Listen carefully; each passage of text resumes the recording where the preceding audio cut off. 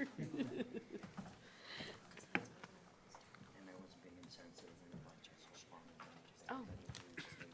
Oh, no. Thanks. Was that a new one? Wait, it's a new one? That wasn't there last time.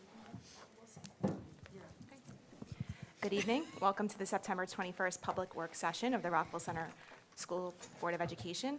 Please rise for the pledge and remain standing after the pledge for a moment of silence.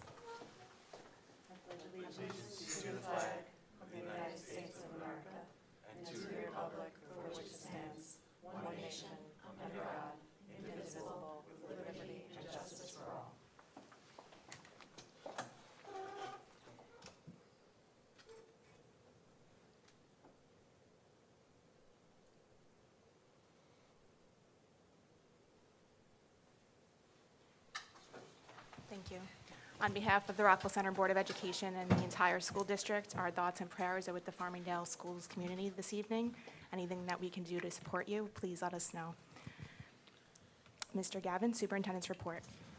Thank you, Madam President. I, also echo, and our district echoes, and our faculty and staff and our administrative staff definitely echo. Our thoughts and prayers are with Farmingdale tonight.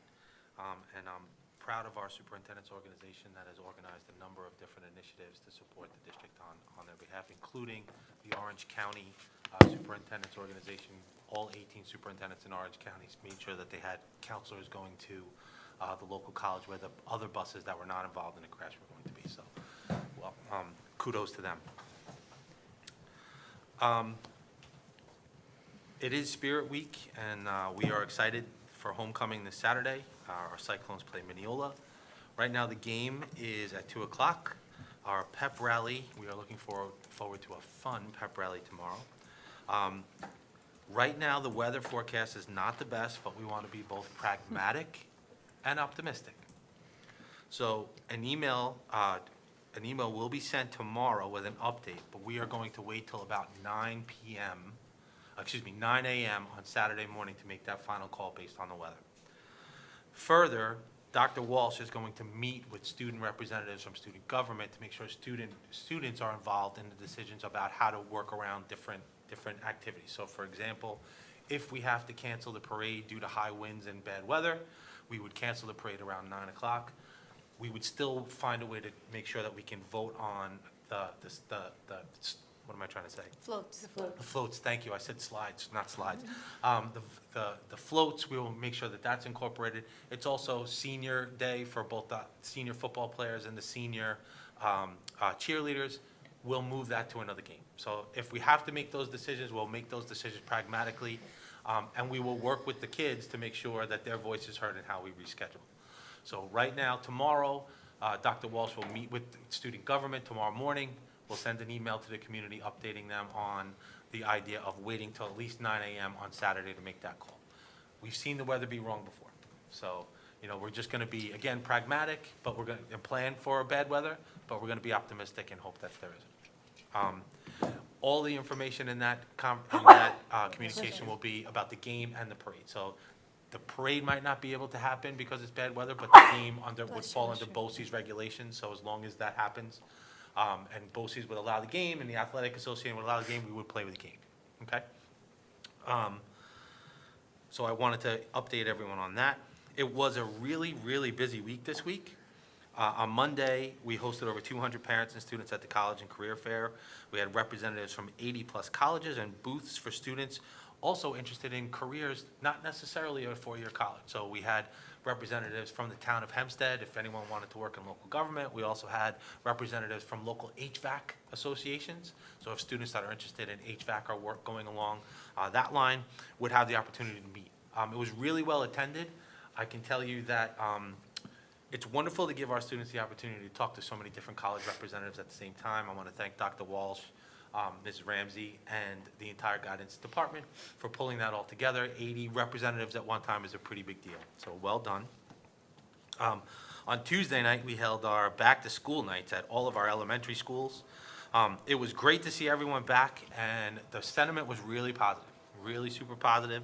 I'm excited to build on the positive momentum from both our high school and middle school back-to-school nights, and it was just great to see everyone back. There were lots of smiles, and people were really excited about the school year.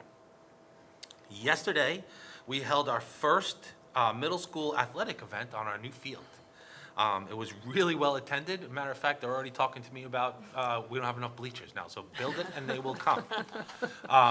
So I thought that was very interesting that as I walked along the fence, somebody was like, are we gonna put any more bleachers around here? Are we gonna do any more bleachers? Okay, let's see how we have a conversation about how that fits into the budget. But the students and the community were so excited. The feedback has been super positive. I want to shout out Joe, one of our groundskeepers, for taking the initiative to do all of that lovely landscaping right in front of the new sign. He really did a nice job. That was on him. He's already got some more ideas about like putting some cherry trees right along the fence, going over by the softball field. So we're excited to kind of give him his head and let him run with it. So that should be really fun. The other thing that's really important that is it's credit to the board and Mr. Bartels for supporting this capital project as part of the budget. This was not something we went and incurred more debt on. This was something we had built strategic reserves over time, and we applied them strategically. So kudos to everyone involved with that. Today's soccer game was also well attended. Another beautiful day. The boys played really hard. It was a tough game. There was somebody on the other team that was really big and really strong and powerful, and he had like 5 goals. So that was a little tough, but they played really hard. Last meeting, we adopted our Board of Ed goals for 23-24, and we talked about our work to continue our co-teaching initiative. Tonight, we're going to take time to also update the public on our strategic communication goal. Last year, we used a climate survey to understand the perceptions of our district from our stakeholders, which included parents, teachers, and most importantly, students. The feedback provided a roadmap for the work we will do again this year. We plan on doing that climate survey again, this time in the spring, like we talked about last time we were here. This fall, though, we are again seeking stakeholder input. As we know, over the last 5 years, education as a whole has changed tremendously between the influx of new technologies, the pandemic, and the coming onset of artificial intelligence. We are seeking our stakeholder input about the skills and dispositions our students are going to need for future success. During the month of October, central office administrators, including myself, will be attending PTA meetings to provide information to parents about the new survey that we're going to do. It's going to be short. It's not a big, long, detailed, but we do want to hear everyone's voice. We are looking for feedback from our stakeholders about the skills and, again, dispositions our students are going to need. We're still going to use our climate survey for parents to give us feedback on how we're doing. And this survey is where we're going. And that's really important that as we start to emerge and we face a new climate in education today with new challenges and new things to think about, we want to hear from our stakeholders about what are the important things to them about how their students should graduate from our high school and graduate from our district prepared for life after high school. So we're really excited about that. Dr. Moriarty, Mr. Murphy, and I are meeting with our survey company. We were supposed to meet the other day. It was canceled. We're meeting tomorrow to talk about making sure that our questions are aligned with all the things that we want to have. And of course, the board will have the opportunity to see the formal questions before they go out. I do want to kick it over to Dr. Moriarty to talk a little bit about the launch of our parent handbook and some exciting news about PSAT and SAT prep. Dr. Moriarty. Thank you, Mr. Gavin. So we created and released a K-5 family handbook this week. You can find it on our website under Parents as well as Curriculum and Instruction. The handbook gives us an inside look to the work that we do every day inside each grade level. It also includes resources for parents to continue supporting their children at home. I am grateful for the hard work that our teachers and administrators have put in for putting this valuable resource together for our families. Now, moving on to SAT and ACT test prep, we are providing our students and families with a flexible option for preparing for both of these exams. It is an online program to afford our learners practice with an online format as well as the ability to make their own schedule. We understand that many students need this flexibility, and we are happy to provide this opportunity for them. Please watch for a letter from me explaining how to access this resource tomorrow. I just want to follow up and say that our elementary teachers did an amazing job at back to school night introducing the parent handbook to all the parents. I've already received several bits of feedback, not just in person when I was at some of the back to school nights, but also via email, that the parents really like the clarity with which the curriculum is presented, and the understanding of how you can take a look at the entire grade level and see where we're going, and the connection between the two. So kudos to Dr. Moriarty, the curriculum department, and all the teachers that really worked hard to prepare for something new in like 6 days to get it, basically to get it off the ground. So they did a great job. Our principals also deserve to be commended. They did a lot of work this summer, our elementary principals, in putting this together and making sure that we are ready to go and supporting the work that we do with our kids each day. So thank you, Dr. Moriarty. Madam President, I think we are ready for our presentation. So I'd love to introduce Ms. Love and Dr. Moriarty yet again to talk about our second goal presentation for the evening, for the year, which is multi-tiered support, a system of support. Okay. Who's leading on? I think it would be me. Great, thank you. Okay. So we're very excited to give you an update on our MTSS work, multi-tiered system of support. So let me just get this going. So the purpose, again, of MTSS is to support the growth and success of all learners. As we always like to say, our garden of wildflowers are our students, our children, and their needs are very different. And so the thought behind MTSS is to look at our students, look at their learning styles, and provide them with an education that will meet their needs and help them grow. We established a committee of administrators and faculty and service providers to review the current status of our plan and for academic support and make recommendations for improvements and develop an MTSS plan. So for year one last year, we introduced the MTSS framework, and this year we're very excited to share with you our work for the upcoming year, which is focused on designing and implementing a progress monitoring system. So MTSS is truly a system. It's a system that wraps around the entire student body and uses data-driven collaborative problem solving to address academic and non-academic attendance or social emotional needs. And I think that's the real difference between the old RTI model, response to intervention, and MTSS. MTSS looks at the whole child. So that's where we consider their social emotional needs, their behavioral needs, attendance, any other challenges that they might be facing in addition to their academic readiness.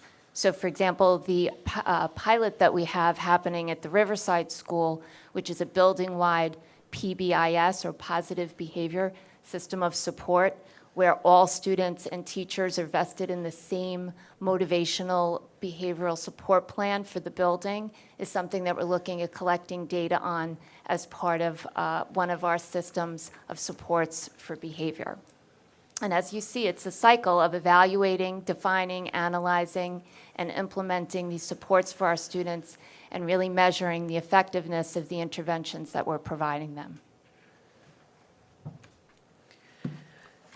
This is all predicated on really strong core Tier 1 instruction that is differentiated for all of our learners.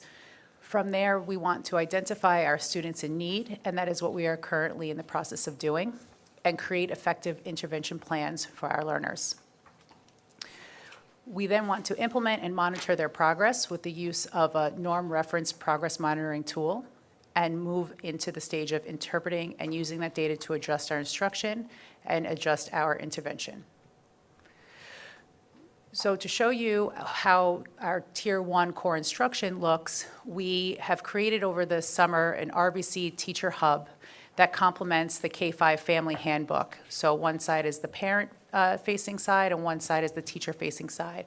And it outlines everything that our children are experiencing in a day, all the programs and all of the core Tier 1 instruction that we will be seeing in all of the classrooms. All of this is based on work that the teachers have done for many years, and it's just cultivated into one area. So I thank the teachers very much for giving us all of these resources, allowing us to put this up here, and also to help us create it. In the same vein, we have the family handbook, as mentioned before, that allows our parents to then support the students at home and gives them a clear picture as to what science we're studying, what social studies, what ELA, et cetera. So our Tier 2 delivery system has changed.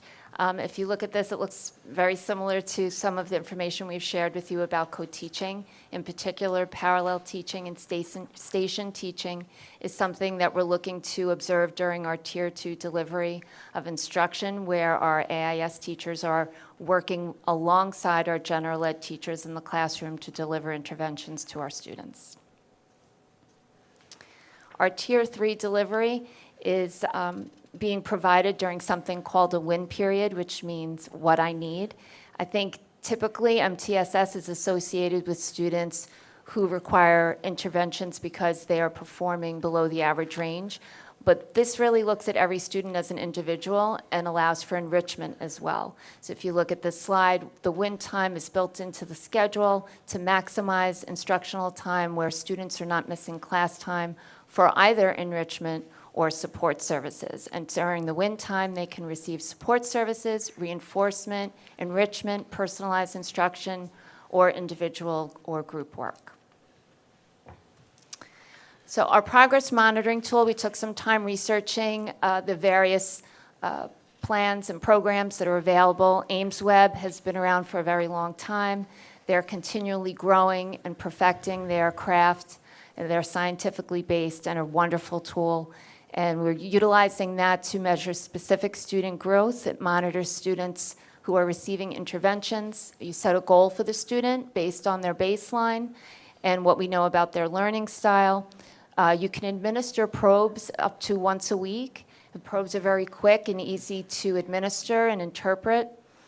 And they will help us decide if our interventions are effective. So as a teacher utilizing this particular tool, you're not necessarily even waiting for maybe the 6 weeks to go by for you to meet with the instructional support team. As your students are being progress monitored, whether it be every week or every 2 weeks, you can really see if what you're doing with the students is working, is our plan working, and you can tweak it along the way, so that as you get closer to perhaps that 6-week mark where we're sharing out at the instructional support team meeting, we really have some good data on what's working and possibly what's not. We don't want to continue to do something that's not yielding growth, and have the ability to make adjustments based on data. And so in addition to AIMSweb, we're utilizing Branching Minds, which is a wonderful database tool where we can house all of this information on our students, from their growth measures to what supports they're getting, specific goals we're working on, and then we can embed their AIMSweb data so that we can really have a great snapshot of the growth that all of our students are making. So hot off the presses, I just came from a professional learning with the reading teachers, our ENL teachers from the elementary schools and the middle school. And this is the work that we were doing today to really dive into this very deeply. And I have to thank the IST reps who worked with me all summer long, coming in 3-4 weeks, a couple days at a time, to really learn the programs and learn how successful we'll be with using them. So, and now a part of our process too is now having all this data and having working off of the foundation of setting goals that we've done in this district for a very long time and creating effective intervention plans. How are we bringing in our parents and harnessing the power that our parents have and having them as partners and having a two-way street for feedback? You know, what are we doing and what can we do more of or maybe less of, or how else can we further support the families and the child at school? So right now our MTSS, the subcommittee is working on parent communication and specifically what that's going to look like. And these are the 3 areas. We're looking at initial contact, which would be a phone call. Let's talk to the parents, let's establish that baseline with them, and that is something that we've always done. Let's have a written plan, so it's very clearly laid out what is happening, what the goals are, and how we're progress monitoring, and then giving them quarterly progress updates as well, so we can see that rate of improvement, and we can then further, again, talk about it and continue this cycle of contact. So how do we know if we're successful? So everything that we're working on, we try to list success criteria, so we have some kind of benchmark to gauge ourselves with and what else then we might need to do. So in the first year, if, we will find ourselves successful if we're progress monitoring all of our Tier 3 learners, K-5. If we're using our data from that progress monitoring to make informed decision-making around the interventions for our children. Timely parental communication, where we highlight our learners' strengths, the areas that we're working on for growth, and the steps we're taking in order to get there. And then if we are supporting our learners proactively instead of reactively.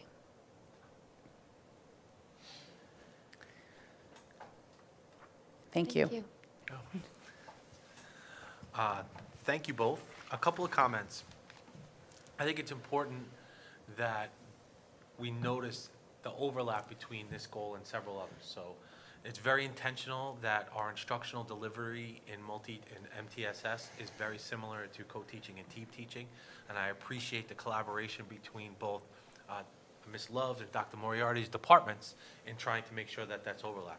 The other area of overlap that you see is also in strategic communication, that as we go through this year's work, we're also talking about how are we communicating, engaging parents as partners.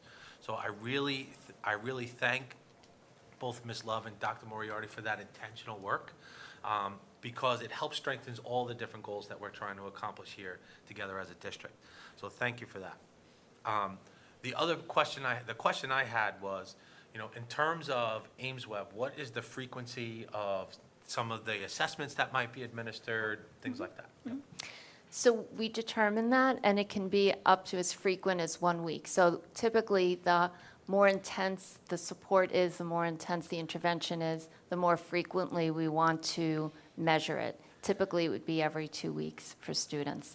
And to give you an example of what that might look like, you might be wondering, what do these probes look like? So a simple one would be letter-sound correspondence, where in 60 seconds we measure how many sounds students looking at a letter, how many sounds they can name looking at the letter. So can they identify the letter? Can they say the name of the sound? And it's rapid fire, and we measure it, and then it will set a cut point for the student. So let's say someone's at the 18th percentile. We have a student at the 18th percentile. We have a specific intervention for that child. We're going to provide that intervention and then repeat the probe, and the probe will automatically create different letters each time also, so it's random. So just on random recall, how are they doing? And you would repeat it, measure it, you enter their score into the system, and then it calculates for you, okay, 1 week later, 2 weeks later, 3 weeks later, are they growing towards the growth point that the system set for the student based on where they started? And so that's where it's very exciting as a teacher to watch the outcomes of this, because you will connect in your mind what you're doing with your student as an intervention to the way they're performing on these assessments. And so we're not waiting long periods of time to say, okay, is this small group work that I'm doing with them 20 minutes a day, one-to-one, what is that yielding this student? Is it working? Is it not? And then you can change it as you're going so that we're not wasting this critical learning time for students who really require the support. So that's just an example. There's so many probes that come with AIMSweb, but that's just like a baseline example of how it works. Thank you. I think it's also important, Dr. Moriarty and I had the opportunity to already see the win period in existence. So the what I need period, this week we had a chance to go to Watson and see it in the 4th and 5th grade, and it was great. You could see all the different groups working on different things, working on different skills that were differentiated. So that was really great to see. And today, Dr. Moriarty and I had a chance to go to Hewitt and see it in 3rd grade. And it was also, again, you saw kids working in groups, working on different things. The level of independence in the 3rd grade after 12 days or 13 days of school was really impressive. So kudos to all of our teachers and our principals for working really hard to rethink about and reconceptualize an elementary schedule and support the kids in a different way than has been done in the past. Madam President. Thank you. Thank you for your comprehensive presentation to us tonight, and I love the focus on the proactive support piece. One of my questions actually was about the win period. How often is it worked into the classroom, or is it dependent on the teacher and the dynamic of that particular class? So right now, it is scheduled as an X period during the day. So it could be every day, it could be every other day. Thank you. And you mentioned the IST reps coming in over the summer to work on the software. Is there continued professional development with that in terms of the Yes. teacher's comfort level with both Ames Web and Branching Minds? Absolutely. Some of those IST reps are also reading an ENL and math AIS coaches. So they're with us all the time, receiving that kind of professional learning. Thank you. And they also have coaching going on, so as they're actually doing it, they have somebody by their side helping them. Great, thank you. You're welcome. Comments or questions from the board? Thank you. I had a couple questions about the goals that come with, as you mentioned, the individualized goals for the children who are receiving sort of the tier 2, right, support. So I appreciate the graphic with the initial contact and the ongoing relationship with parents and families, and I wonder, that sort of goal setting, is that often, or is that intended to come from the classroom teacher to the family, or can it ever maybe come from home to the teacher and say, here's what I'm seeing at home, how can we work on this? So, of course, we use our professional experience and the data that we have to share with families about the goal that we're choosing. But just like with CSC, there's a part of the conversation, even on the IP, that says concerns of the parent. And so, of course, that's a really important part of the conversation, and we welcome parents' input when developing these goals. Okay, and on that note, since you raised CSE, I want to be clear that those goals, right, IEP goals are entirely separate. Correct. 504 accommodations entirely Correct. separate, and that this MCSS framework is for all students, right? Not, For everyone. it's not a special ed exclusive program. Correct. Thank you. Thanks. This was informative. I also have a couple of questions on similar topics and then something else. So the win period, you said, is every day or every other day? And is that standard across the board? Like, is it possible that as the year goes on, that falls off, or it's being scheduled into? It's being scheduled into our schedules, Okay. K-5. And the purpose behind that is to eliminate students missing any kind of new core instruction to receive services they may need because they need to be supported as a result of needing Tier 3 services. Okay, Right. yes, that's great. I think it's a really great addition for every level of student. And I just want to make sure that it stays consistent throughout the year. I think over the years, people have talked about kids needing support and not getting enough support sometimes. They've also talked about different models of enrichment, and it's been an ongoing, just thing that parents are interested in. So I appreciate that there's real attention being paid this year. My second question is similar about communication with parents in terms of goal setting and giving kids support where they need it. I know there are a large number of parents who get frustrated with homework at home with their students, and different kids have different reasons for that, but just to make it clear, if parents are having concerns that they're seeing at home, what is the best way for them to then get those concerns across to the teacher and then, follow through this process if needed? I think it starts with a simple email to the teacher requesting a phone call or a meeting. And it could be something as simple as, so-and-so's having a lot of trouble with his homework tonight or the last couple of nights, and can we possibly talk about that?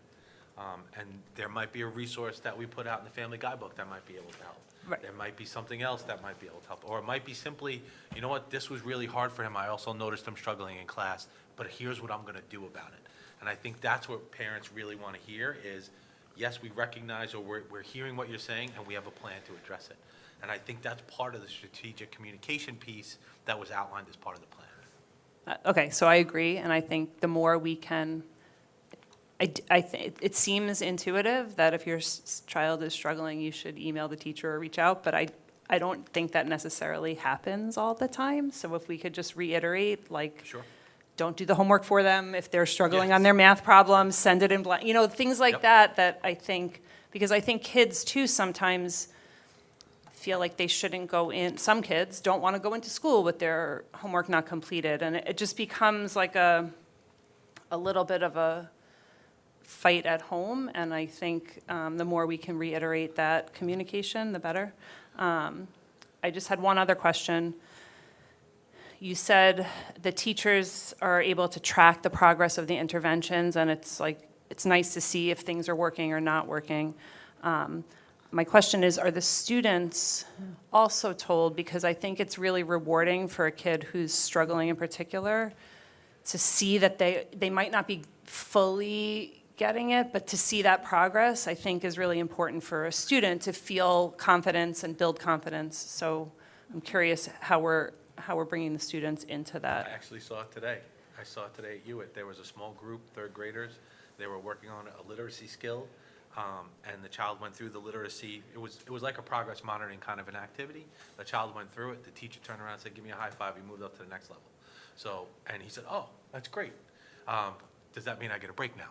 But, at the same time, they're involved in that conversation. I think you bring up a really good point about making sure our students are aware of what they know, and it's okay sometimes to tell them what they don't know so that they can work on a plan to do it. And MTSS, I think both Ms. Love and Dr. Moriarty have worked really hard to make sure that that is built into the system we're creating. That's great, because I also, so my kids are at Riverside, or my Yep. youngest is at Riverside, and there's a lot of enthusiasm for the positive behavior system. I think this is similar. If you feel like your successes are being acknowledged, I think it encourages you to continue working. So the more we can have the students made aware, the better.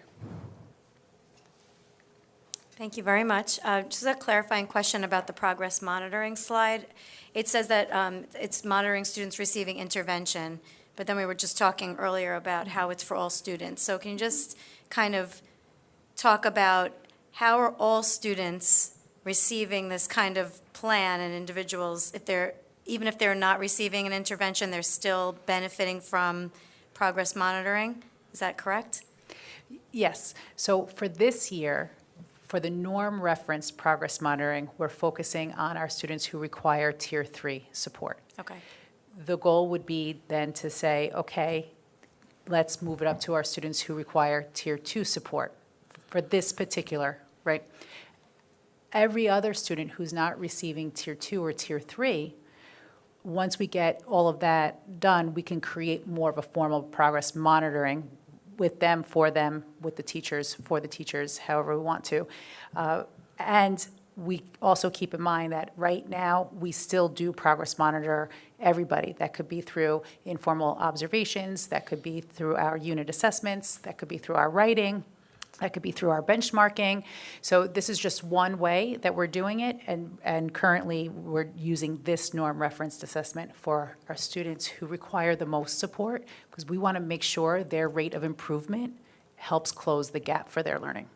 I appreciate the clarification, because I think a lot of parents will look through this and think that this is only for certain students, but I think that the net is cast pretty wide here on the fact that MTSS is looking at all of our students, we're assessing everybody, we're providing goals for everybody, and then this is now a system of support for the students that need it the most. So I just want to make sure people understand that.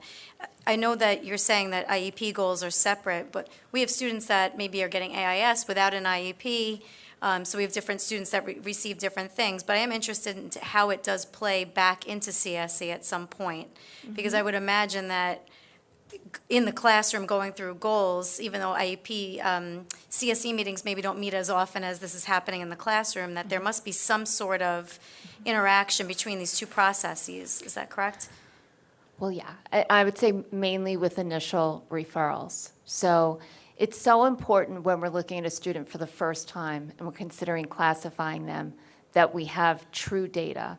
You know, it's so easy to make decisions based on feelings, right? Because we care so much. But it's really important to have data on student growth that's very specific to them, that's specific to the intervention that they had, with data associated with those interventions so that we can really look at whether or not a student has a learning disability, for example, or if there's someone who just requires support, and that's where they may remain in receiving Tier 2 or Tier 3 services for a period of time in their education or maybe throughout their education. So when we meet for an initial referral now, we will have this information, and it helps us make the best decisions for children, but it also is going to make it easier for our parents to understand when they're looking at the information in front of them and it's more concrete as far as what when the decision is made at CSC, how that decision was come to. And as a group, it's a consensus. So I think it'll be clearer for everyone.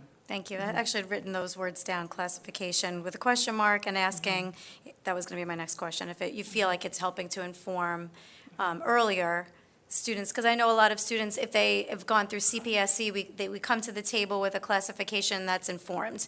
So we're in kindergarten, we understand what the student needs already, but then kindergarten is usually our first touch at some of these students, and I would imagine we're not looking at 2 or 3 years' worth of schooling before we can get to that decision by using something like this, which I think is, the earlier we can get our students what they need, the better, and I think this whole process will help make sure that it's not second or third grade that we're maybe realizing, the student might need something. I think we're going to be able to do that a lot earlier with And using this. To follow on that, I think it doesn't always have to be a special education service, right? Right. It might be something Right. where a child just is having a little trouble with their ABCs right away in kindergarten. They get a 6-week intervention, and at the end of 6 weeks, they've kind of closed that gap. So we also have to remind ourselves, like, we're setting up the system in Tier 1, which is our core instruction. So elevating the core and systemizing core instruction across the 5 elementary schools will give us an equal playing field to try to make these decisions as they come to IST and CSE. Our goal is to try to make sure we support our students in whatever way we can, but our goal is also to give a support until they can master a skill, and hopefully with good support and systematic support, we're seeing growth and we're seeing progress. I think it's great, and I think everything with the ICT program that you've done and this hand in hand, our students are, going to be soaring. So thank you very much. Appreciate it. Thank you so much. There's so much about this that I'm excited about. I love the focus on the homeschool partnership, that we're including parents in the conversation and then helping our caregivers to support their children at home. Like, that piece to me feels very critical. So I'm really glad that it was named and highlighted here. I also love the idea of AIS push into the classroom. I think it's great to keep the kids in the room, and I think also for us facility-wise, I think it solves a lot of problems that we generally have when buildings become overcrowded, where we're not going to have those pullouts in spaces that we don't necessarily have in all of the buildings. So that's great. I also love the win period. I think it's a really nice idea to give kids time to think about their own learning and to think about what they need to be most successful. Some of the questions that I'm thinking about with the win period really revolve around when a child is sitting there, particularly a younger child, maybe a 2nd or 3rd grader, probably 4th and 5th graders too, because I don't even know that my own students can name what they can do well and what they need help with. But how we're supporting kids in understanding what their need is. Is there any thought? I know you're both experts in badge books and those kind of things, but is there any kind of thought about putting that in so kids can really actually see, I'm really doing well here, so maybe I want to do some kind of enrichment activity, but this is a struggle for me, so maybe today this is just to help them focus. So I think that's a multi-tiered answer, because I think it starts with, the core curriculum. You'll notice that we've embedded habits of mind into our new units.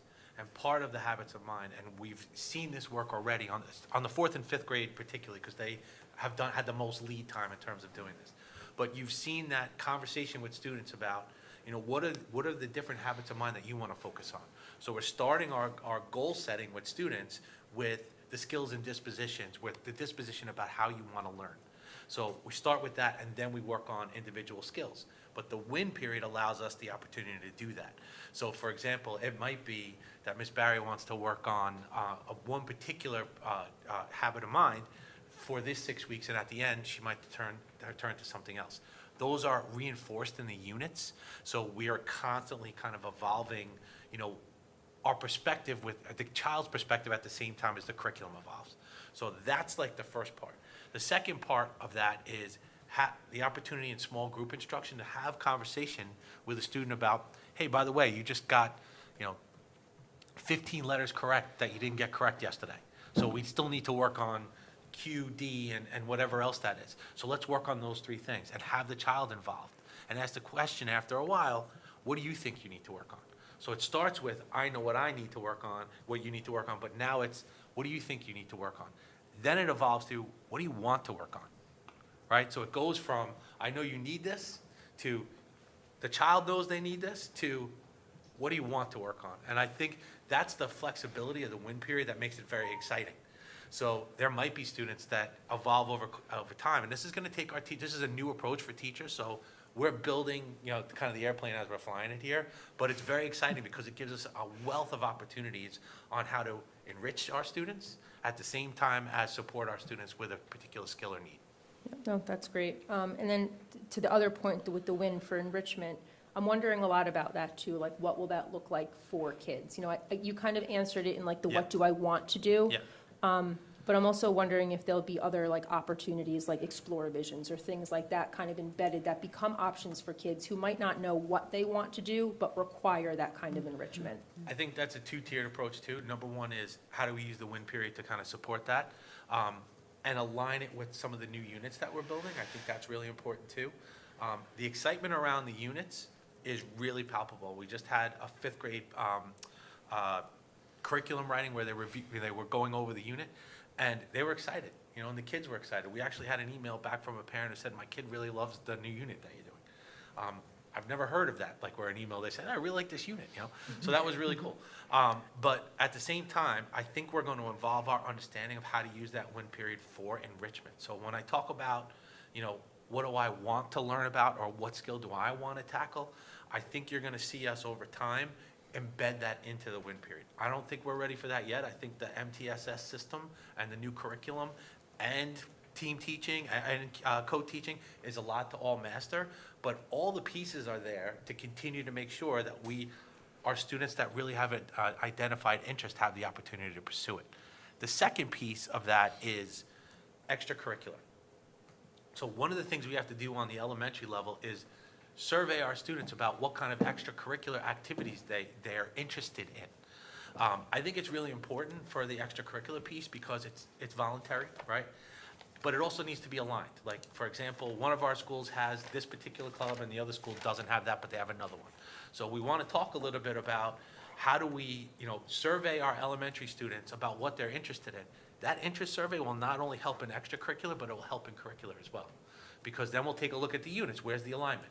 47% of our 4th graders loved animals, whatever it is. How do we have that, embedded into the curriculum so our kids are engaged? So you'll see it on the extracurricular side and the curricular side, but it starts with the student voice. And the only other question I really had, I feel like we have set the elementary students up excellently, like this is beautiful, K through 5.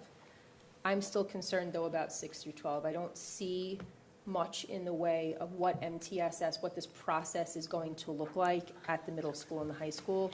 Particularly, my concern surrounds support classes. I don't know what our current enrollment in support classes are, how many sections we're running. I would like to know that information. But I know my first year on the board, we had almost a third of our students in Algebra 1 support. And we had a significant number of sections that were very lowly enrolled at a great cost.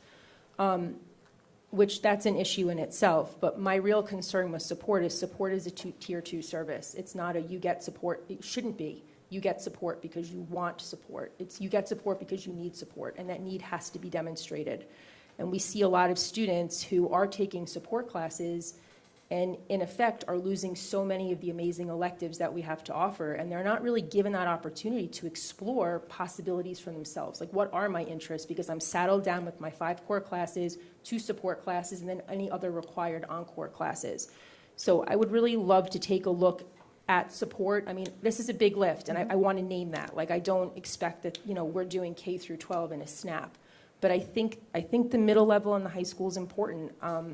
I really think that we need to have like entrance and exit criteria from support, so kids really see it as this is a support. It's not my crutch. We have to look at Tier 1 instruction to make sure that we don't have kids who want that support because they're not feeling successful in the baseline class where they have the ability to be successful. So that's just kind of like my ask and noticing, but thank you so much. This is great, and I'm so happy that we are doing this. Thank you. Turning to policies, we have at stage 2, 3415, sexual harassment. Any comments or questions on 3415? Okay to move this? Yes. Thank you. Can I have a motion to approve the minutes as listed on the agenda? So moved. Second? Second. Any questions? All in favor? Aye.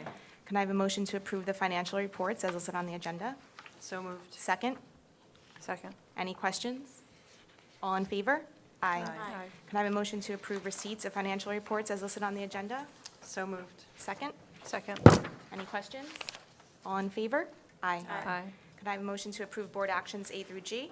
So moved. Second? Second. Any questions? All in favor? Aye. Can I have a motion to adjourn? So moved. Second? Second. All in favor? Aye. Thank you, everyone. Have a great evening. Thank you. Make sure the mics are off, but that was fast.